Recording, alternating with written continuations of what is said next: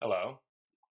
This is my attempt to plot out a tabletop RPG campaign on some conveniently already created terrain. And I thought it would be a nice, lighthearted start to poke around Candyland. What the heck? This is not typically the genre that I run games in, but with high quality art like this and such evocative differentiation between characters, I mean, this thing just cries out to be turned into a hex crawl. So let's see. I don't actually have a planned out method for turning a map or anything into a campaign, but I've tried a few things here and there over the years to build up the various components that I will later use at the table. So let's see if I can't pull all those together into one grand overall architecture of a campaign. So the way I'm going to do this is I don't have a checklist to go down through and produce reliably a campaign at the end, but I think we can start by creating one and then trying to follow it roughly and update it when we find missing components or steps along the way. So, to start off with, I think the thing that I'm going to want is what I'm calling a campaign matrix, but which I've seen referred to as a 5x5 campaign plan. Let's see. Well, we'll dive into that in a bit, but one of the major components of a campaign matrix... Actually, you know what the heck? I may as well explain this a little bit, right? So a campaign matrix is 5 quests in columns by 5, I guess what you might call steps or stages of the quest, starting with the hook and ending with the climactic denouement. And that's what makes it a matrix. We'll get into it. It'll be the first thing we do, but it's a great way for tying multiple quests into one another. And it's not so much a way for creating a sandbox campaign as it is a way of weaving multiple railroads together in a way that gives more player agency than just running one railroad, but saves the DM the effort of trying to maintain a network of vast global conspiracies that make up a sandbox. We'll see. It's kind of a hack. It's kind of a shortcut.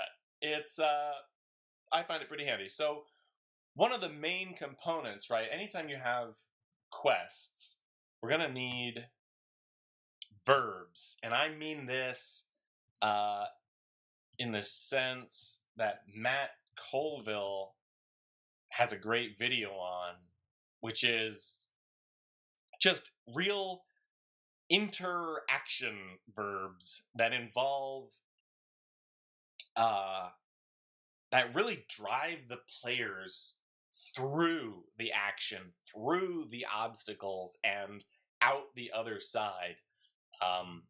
So less passive things like find the MacGuffin, and more interactive things like destroy the MacGuffin or retrieve, right? Go so far as to bring the thing back or rescue. These are interactive verbs that require the players to alter the world and not just their own characters. Matt Colville has a great video on the subject. I don't know how to introduce to this session, but I can I guess I can link to it in the notes and release some notes. So the other thing that I want to do outside of the building the matrix is a series of folders in this. So this is a tool I'm using. It's called Obsidian. It is just a text editor with some fancy styling. Okay, it's much more than a text editor, but it only has to be a text editor if that's all you want it to be.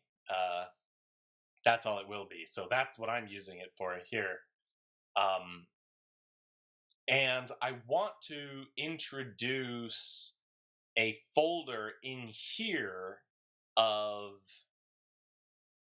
I guess right now I can call them nouns, but it's really going to be a directory of persons, places, and things drawn from the campaign setting, from the canon,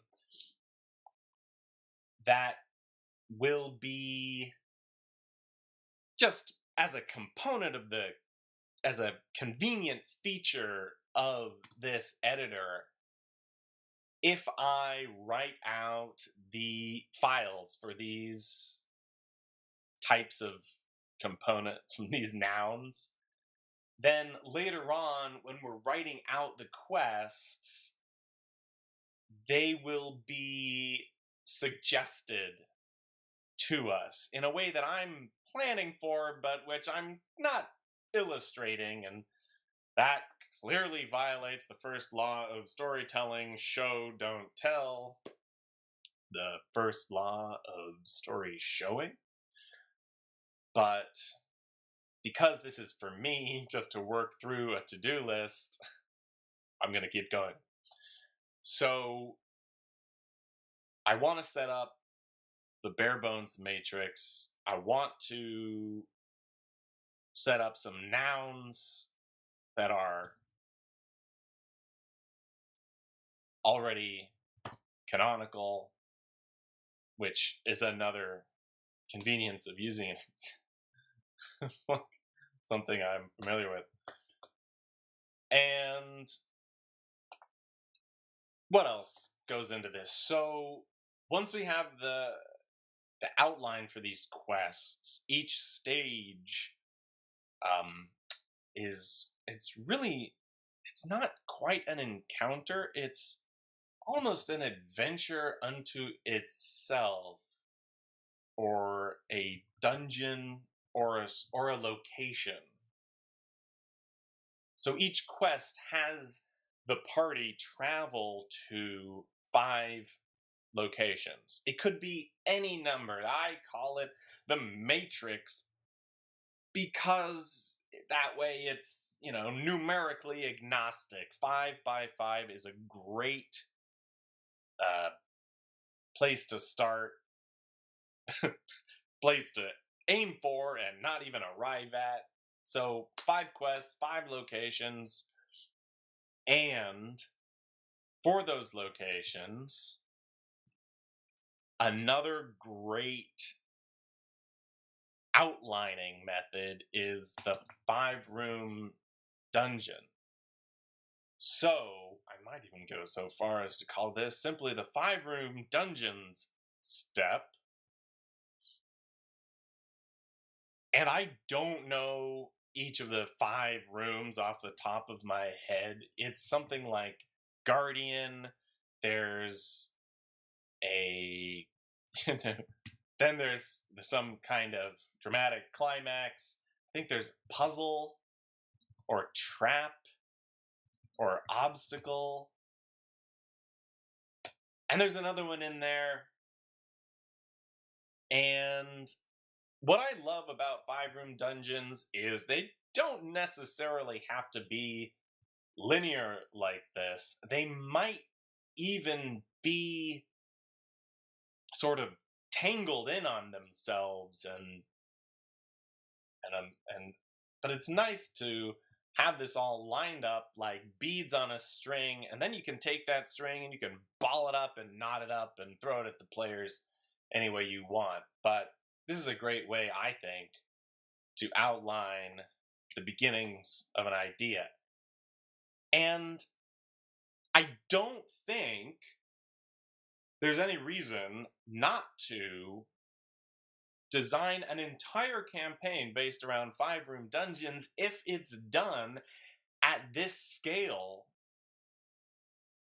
with a 5x5 campaign matrix, wherein the players, rather than dungeon delving in every session, find themselves, well, it becomes a point crawl rather than a dungeon crawl or a hex crawl.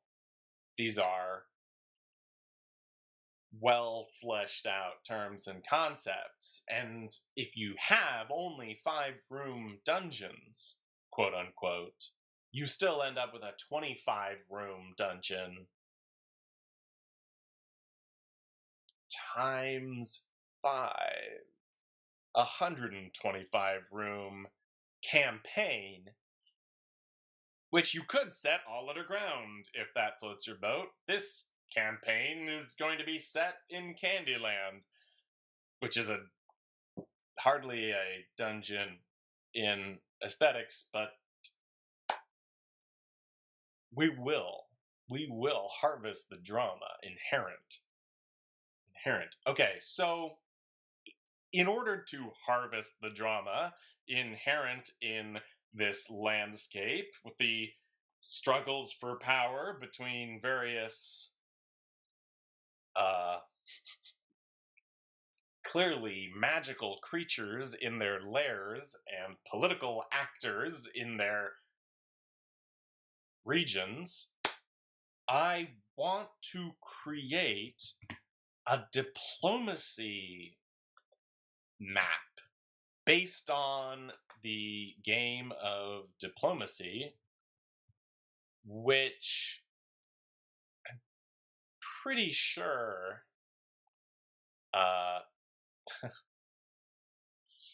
which this does not illustrate conveniently at all, because I think it is a map of somebody else's fictional world as not a traditional diplomacy map, but as an alternate network view. That just happened to be what I had on hand. This is also not a traditional diplomacy map, because apparently I don't keep track of any of those. This is Matt Colville's capital diplomacy map, where each region demarcates a district within that city in his campaign setting. And if you still can't remember what the game of diplomacy is, I'm not surprised, because I have failed again to... What is the... I just gotta get the default diplomacy map on the screen here for reference. this, let's see, the original, I'm looking at a different screen. Let's see.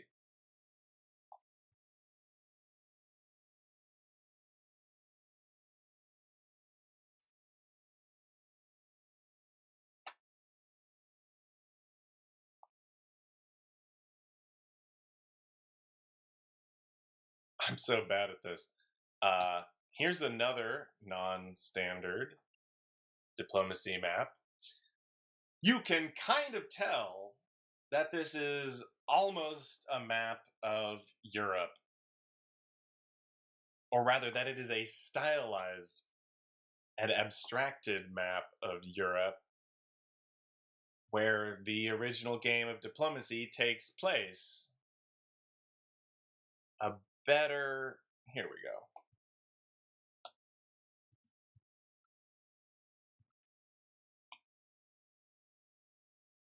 This is diplomacy. This is what the game of diplomacy looks like. So, obviously, it's a map of Europe. Less obviously, it is divided into quasi-empires, alliances of countries. This seems to be Actually, I don't know. I have never played the game of diplomacy. And I cannot tell you if this is the starting state of the game or halfway through or at the end. But the crucial components here are not just the borders of these individual regions and not just the colors representing their political dominance, but these little circles here representing, I believe they're called resource centers or supply centers from which a player can generate armies, and with those armies occupy greater territories. And what a diplomacy map represents is enormous political tension between factions, which I don't know if this will actually be any fun. Full disclosure, I have not played a lot of D&D. I run a lot of games, but I haven't played in them, and I don't really know what's fun.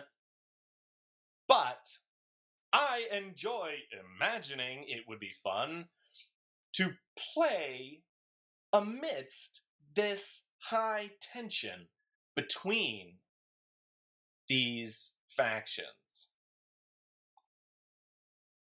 And I find it extremely compelling to consider what these supply centers might represent in a high fantasy world.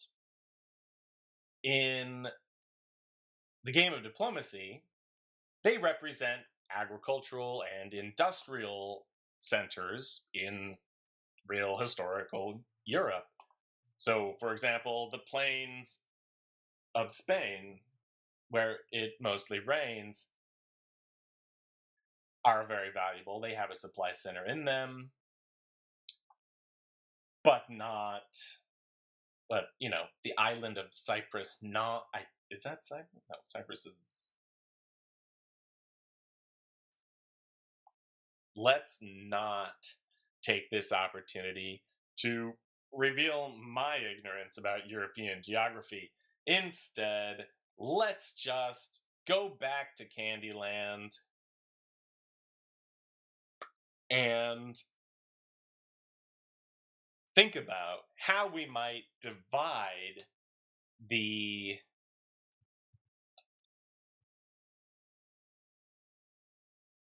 world into not just diplomatic regions, but regions with or without a strategic location.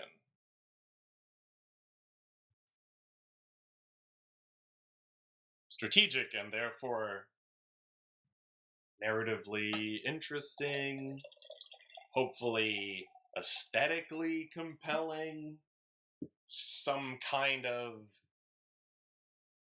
oh, I don't know, shrine to a benefactor deity, or the vault of the dragon orb from which dragons can be controlled. I can imagine that as a compelling location to send adventurers. So I want to make a diplomacy map, but I don't want to think too hard about it. I'm clearly already thinking way too hard about all of this. So in order to cut down on thinking, boy, it would be really great if I had actually bookmarked the tools that I wanted to use.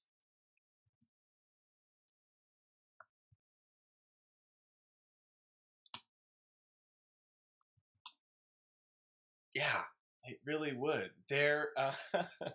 What did I do with that? I definitely dropped a line. I think I might have done it on Twitter. I use Twitter too much as a notebook. It's great for writes, not so great for reads. So you can't tell.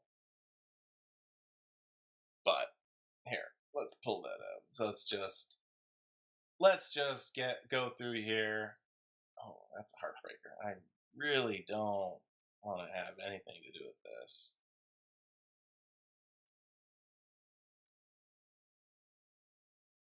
Are you gonna let me? You gonna let me through? You're not gonna let me through? That's a heartbreaker. Is that really how this works? All right, I'm doing it off screen. Let's see.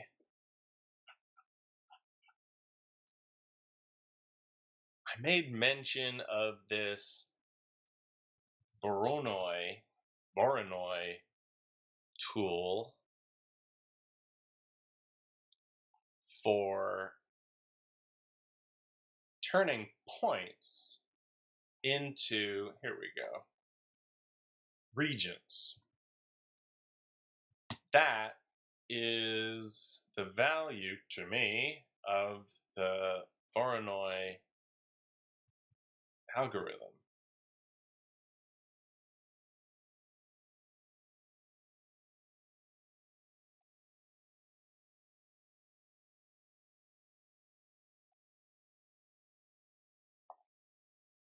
Oh, come on.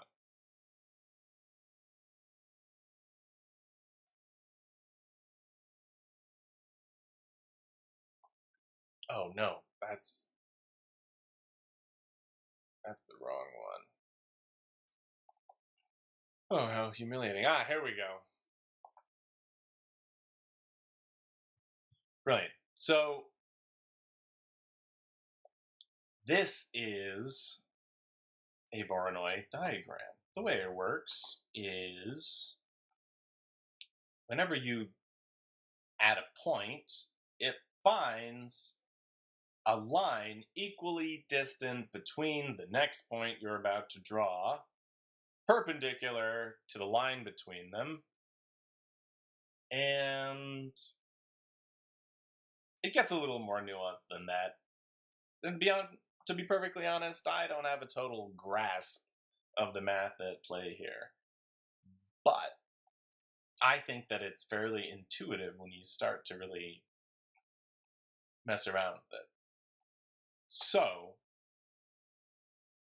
the plan is to get that map, really any map, and drop it into this tool, whereupon we can select the supply centers or the resource centers and build up boundaries between them that meaningfully distinguish a region desirable to be conquered. Or, right? So this is a way of building up some approximate borders. One thing I'm not doing, well, besides not actually going through and creating the map I will use in this campaign, one thing I'm not doing is selecting two of the other kinds of regions. One, oceans, and two, terrain without supply centers.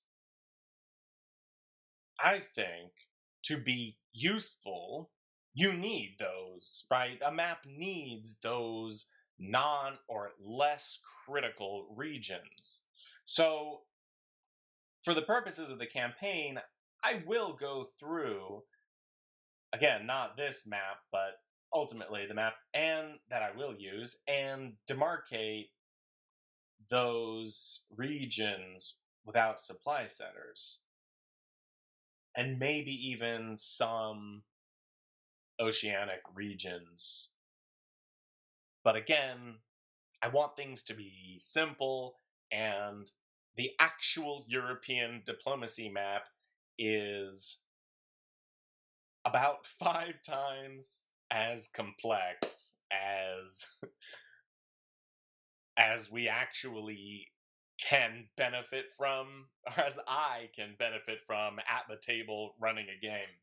I don't need all these spaces. I don't think I need the concept of ocean convoys. So once we've gone over a map and demarcated regions, it leaves us with this abstract jumble of shapes which we can hand off to various factions within our campaign setting.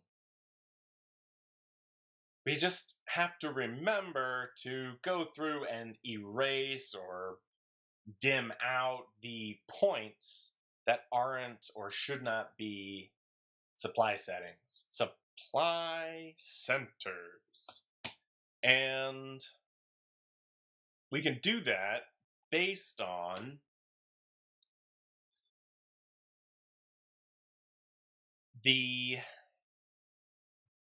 I'm gonna make sure that I have a link to this handy. Maybe even some diplomacy maps for examples, but we'll have one in this project at the end, which will stand as an example for itself in all future campaigns. Right, so the actual map, the numbers behind the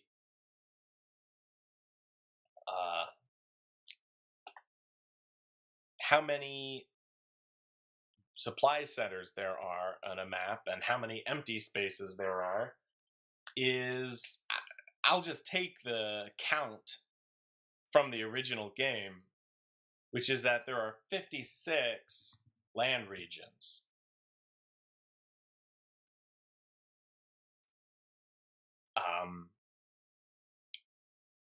42 of which belong at the beginning of the game to one of 7 great powers. So, and 34 of which are supply centers. So that's a ratio of, let's see, 34 out of 56 is 0.6, or 60%. supply centers, and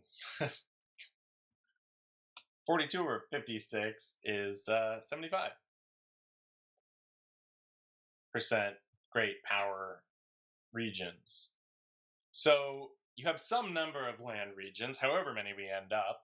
If we count all these, if I counted every click, we could then multiply that by 75% to get the number occupied at the beginning of the quote-unquote game. And there's definitely an art, maybe, or a science to determining at what point in the international conflict it's most compelling to introduce player characters as adventurers. But to have a little bit of unclaimed land, of west marches, of borderlands to put keeps on, sounds pretty good to me. 7 great powers is not necessarily a constant. If the ratio is 56 land regions to 7 great powers, I don't know. I think probably you get as many great powers as you want. Somewhere around 7. On the order of magnitude of 7. And for Candyland, we have 1, 2, 3, 4, 5, 6, 7, 8, 9, 10, 11.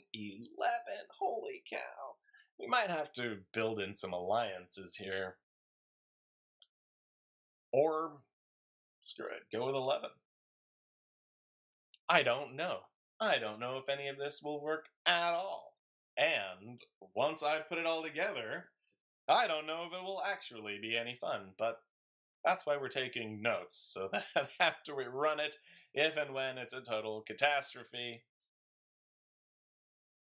we can stepwise improve our process here. Okay, so that will be, I don't know what order these necessarily come in, but that's the 4th step, creating a map.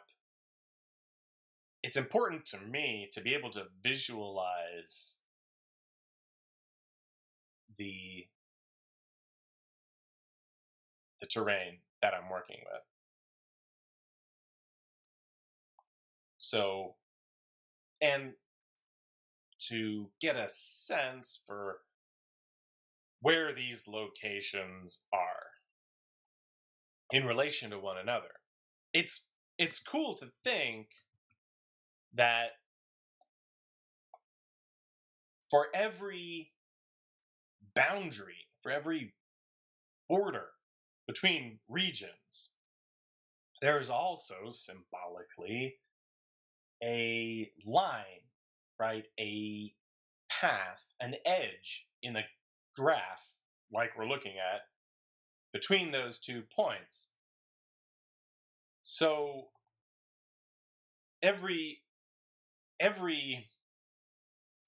region that could map over a hex crawl, every group of regions is also a point crawl, waiting to be,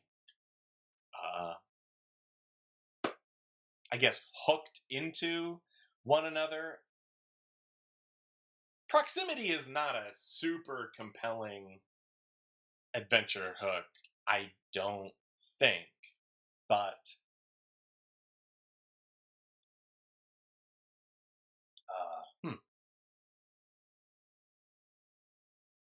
all right.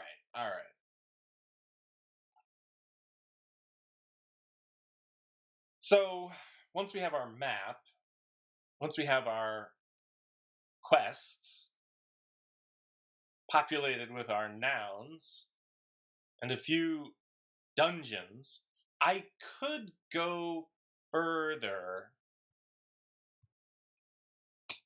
in here and say that I will have these 5-room dungeons and also encounters planned for them.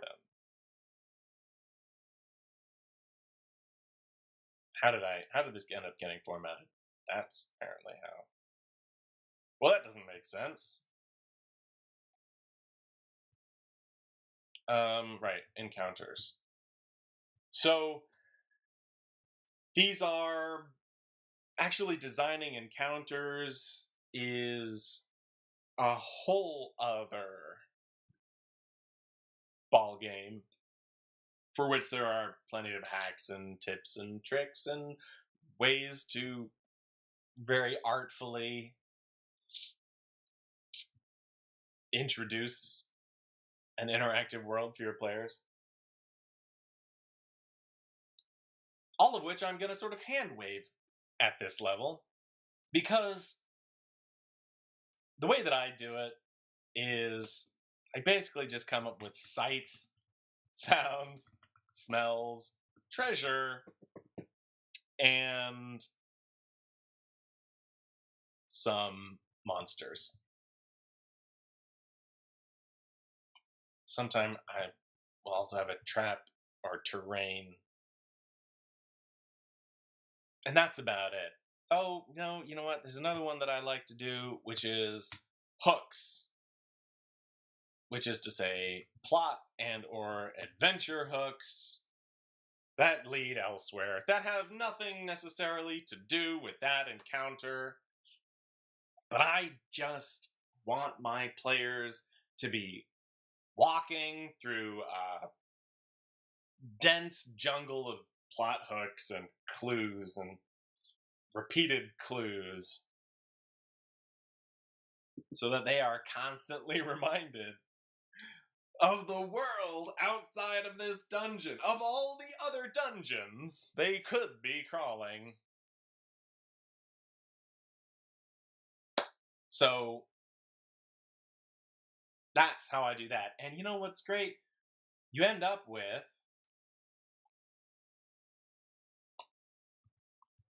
an encounter, more or less, for each of these, I don't remember that one, 5 rooms.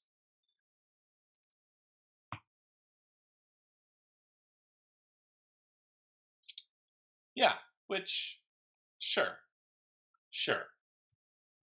I could put here. And you can change it up, you know. It doesn't, like, for example, a puzzle, trap, or obstacle is an encounter or scene that doesn't necessarily involve pitched battle or even rolling for initiative or any living creature, right? We might choose for that encounter, for that scene, not to include any monsters, or should I say, opponents.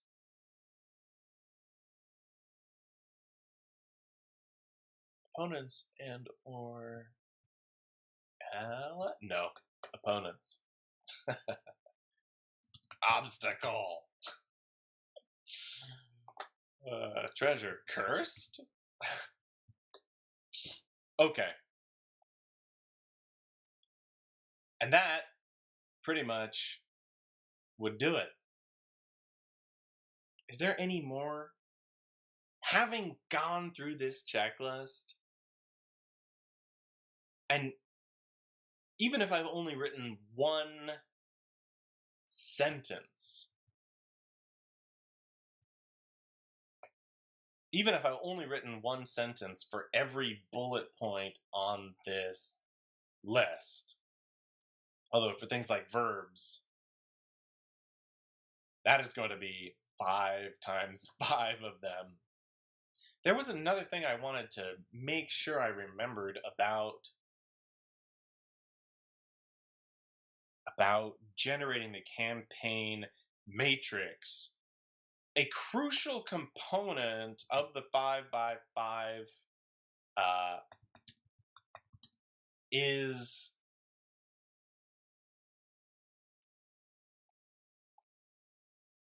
definitely not Sudoku.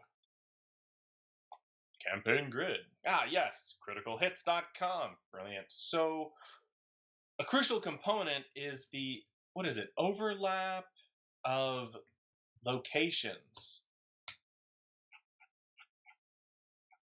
So that you could make it 6x6. Titles. This is not the blog post that I'm looking for. This is. So, here we go. Location. No, location. Give each step a location spread out all over your map, near each other, simply because they're geographically nearby. Okay, so maybe that is compelling. But there's something in here about reusing locations. Maybe I invented that.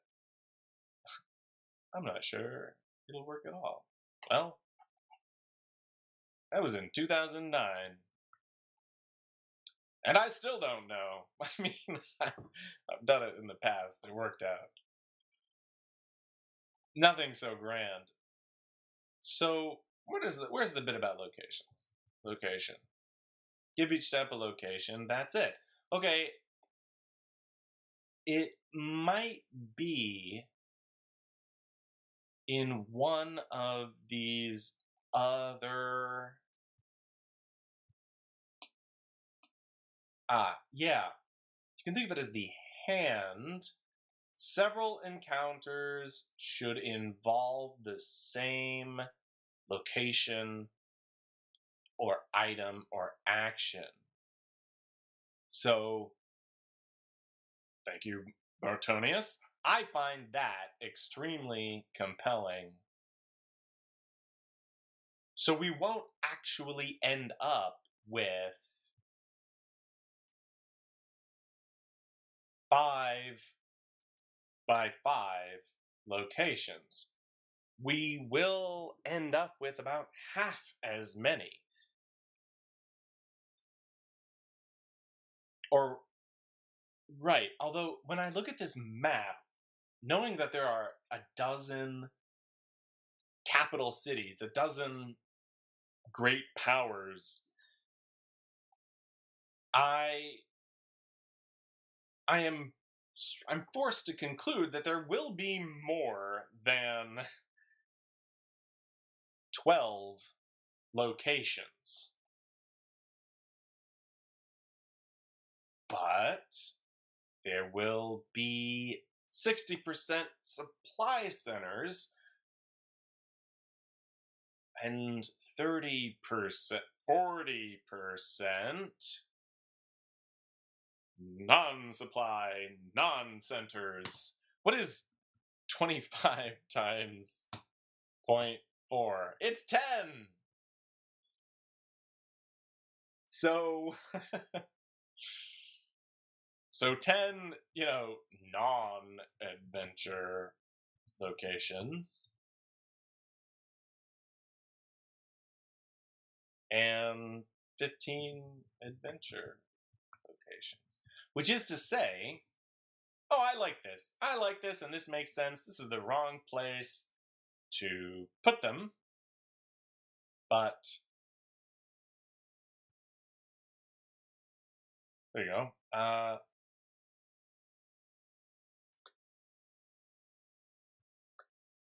don't really know how to organize my thoughts. 10 non-adventure, 15 to 10 adventure to non-adventure. If we come up with 15 locations, that then have to be used to fill out 25 quadrants. Septa, penta, deca. I guess. What do you call the intersection of a location and a quest? It's not an encounter, it's somehow multiple encounters. Dungeon, right? So there will be 25 dungeons. No, there will be 15 dungeons, aka adventure locations, spread amongst 25 reasons to be a place and times. You'll see. It'll all make sense. It'll all make sense right now. It's all gonna make sense right immediately now. So let's talk about quests. Let's get 5 of them. Here are 3 of them.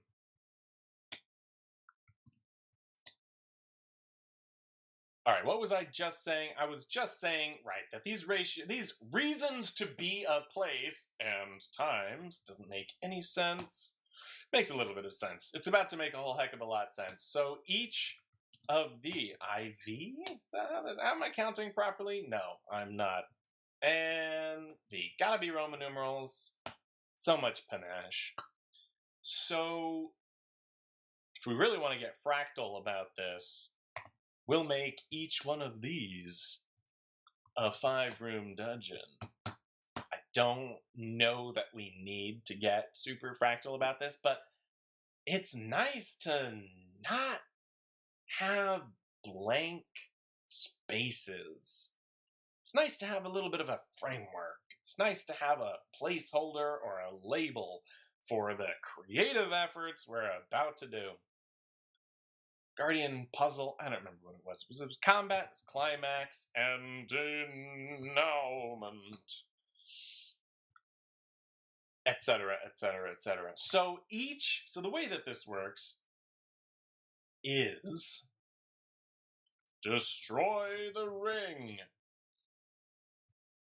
save the princess.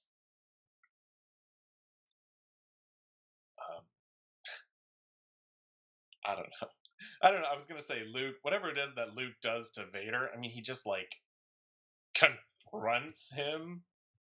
I don't think that's a great verb. I mean, come on. Star Wars? Okay. The way that this works is each one of these little squares is what I have only recently been calling reasons to be a place and times. And if we say, for example, throw the ring into Mount Doom, we can, right? Mount Doom, it's a proper noun. A real first-class entity.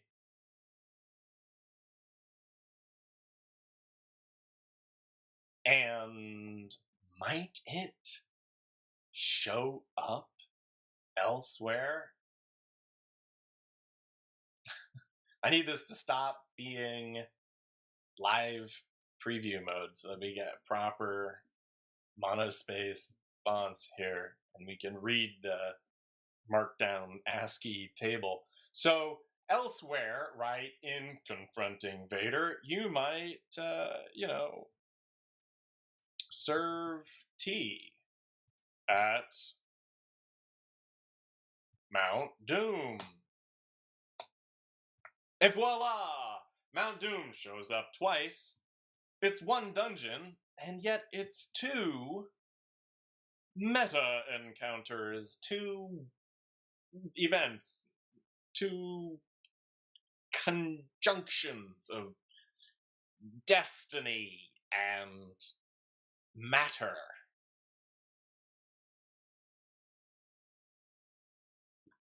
We'll come up with a word for it one of these days. I might just call it intersections right now. So this is cool. What's cool about this is it sort of illustrates, you can't see it from the table, but destroying the ring now, the way we've designed it, intersects with confronting Vader. And if you have both these quests, if you've pursued them a little bit, you might be able to do both at once. I mean, how great would that be? Serve the tea, throw the ring, then have the tea. I mean, these are the kinds of choices you could force your players to make. What am I doing here? I am just demonstrating loosely, so loosely,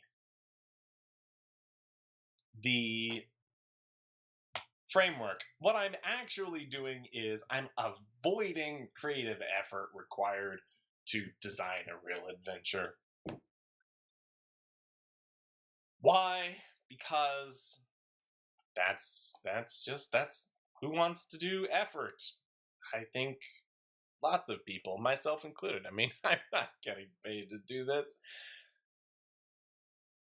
So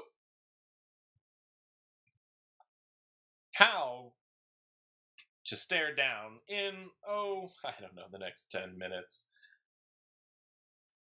How to stare down this big empty table. Where do we get the inspiration? I mean, frankly, who needs it? We can just pull in all sorts of... All right, I'm going to do another horrible thing where I go and look up something that I tweeted off screen because I think it's going to juice my creative machine. At some point, people like to tweet these.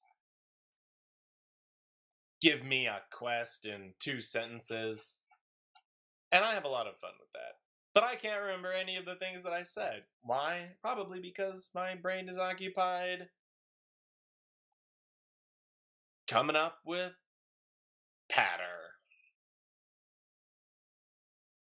Which, that is a serious downside to the medium.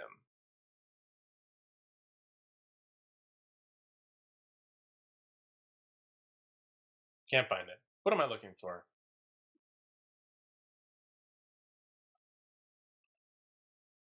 Just a really small number of verbs. 2 words. I'm looking for a 2-word tweet that I put out sometime in the last month.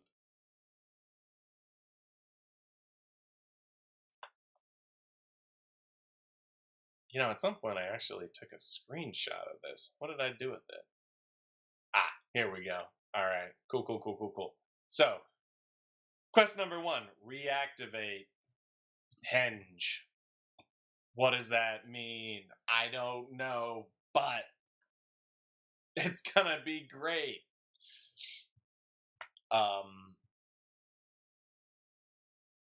Save the princess? That's been done. How about quell uprising? How about deflecting a horde? How about,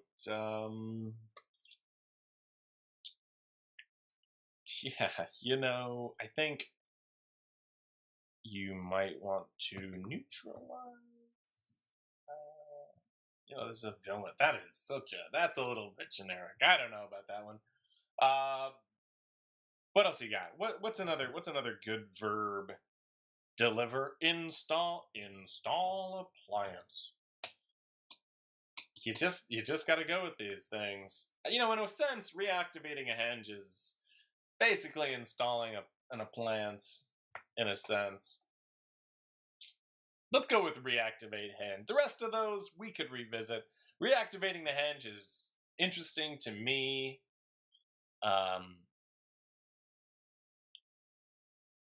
Because I don't know, just much more compelling. So the climax of reactivating the henge might be disinfecting the henge. What do I mean by that? Well, let's say that it's with sunlight, right? Let's say that in order to re-sanctify it, we must first remove vampire zombies, shambling mounds, fungal warriors. We can come back to that.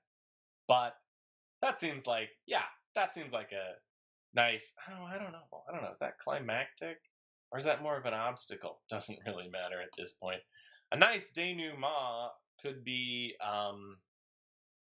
let's say that this stone opens a path, a channel of communication with some deity, or else restores a ley line. I like that. I like that. In fact, I might even say that reactivating the henge is just the climactic verb of a quest to restore the ley line, which powers some magical seal against some hell world of licorice or candy canes or the opposite of all that, like mold. I think I go way into the whole fungal enemy thing way too often, and I'm not going to stop today. So maybe the first thing you have to do, is there has been some... Boy, now is not the right time to discuss the difference between railroading and campaign fronts. And so I'm not going to discuss those concepts. I am instead going to get rid of this placeholder about Mount Doom and say, save the village. That seems all right. Although, if we really want to add a verb to this, it would be something like learn the location of some other MacGuffin from some NPC in the village. See, what I'm trying to do here is give them learn the location of is, I don't know. Interrogate, no. I'm trying to come up with some kind of verb for get information out of. I don't have the word for this. But it would be nice if the hook, actually, let's just rescue some NPC, some sage, whose name will come, all right, I have a name generator here, I may as well use it. Rescue Esfaf from... Yeah, it's definitely these mushroom people. Why? Because they're the enemy of all of the Candylands.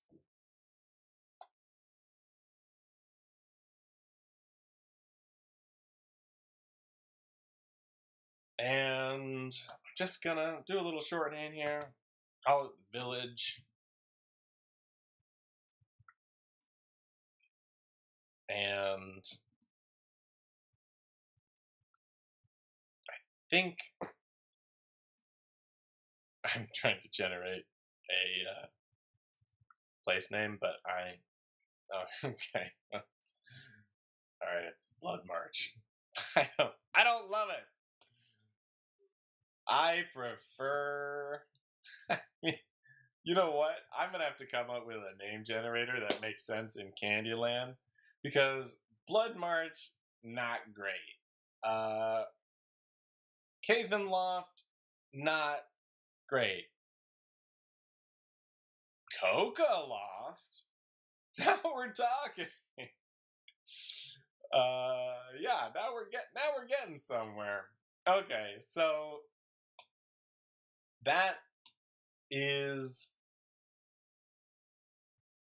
Alright, and then later on, you're going to be serving tea at Coca Loft. Oh boy. And the denouement of that is going to be something like Joyce and the blessings and ley lines. I don't know what that means, to be honest. But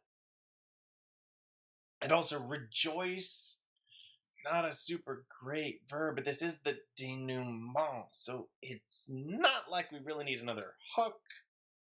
We do need a hook. We do. Yeah, I mean, something like officiating a wedding or officiating some ceremony, right? Like that has conditions, right? Clear external conditions. So that could be a sort of cool down denouement after the... I think this, it's like disinfect after sort of like reconquer, frankly.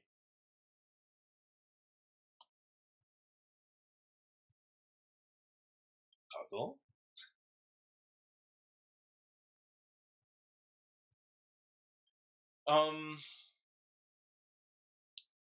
Yeah. Not sure how the serving of tea is serving the deflection of hordes, but we'll probably edit that out.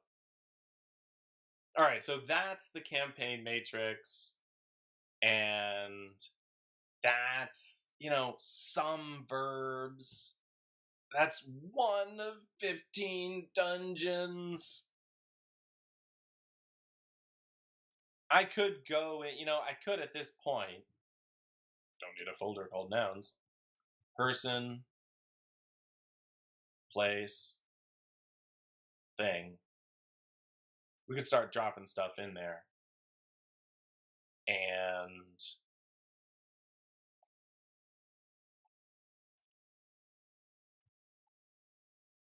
it would hyperlinks.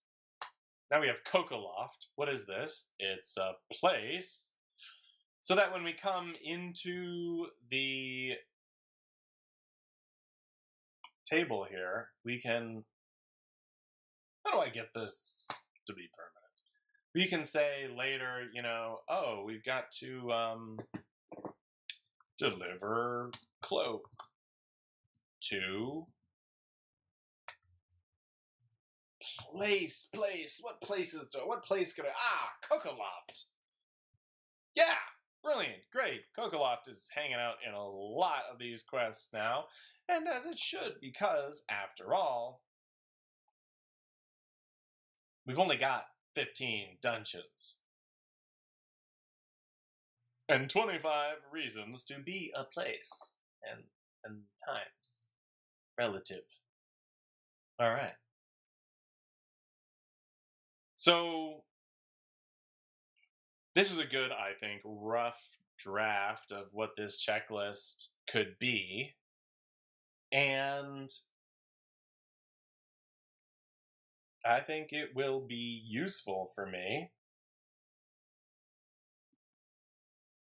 to just plow through these things next time. Especially pulling in people, places, and things from the map beforehand, so that when I'm writing the quest, I'm not also coming up with those elements. Okay.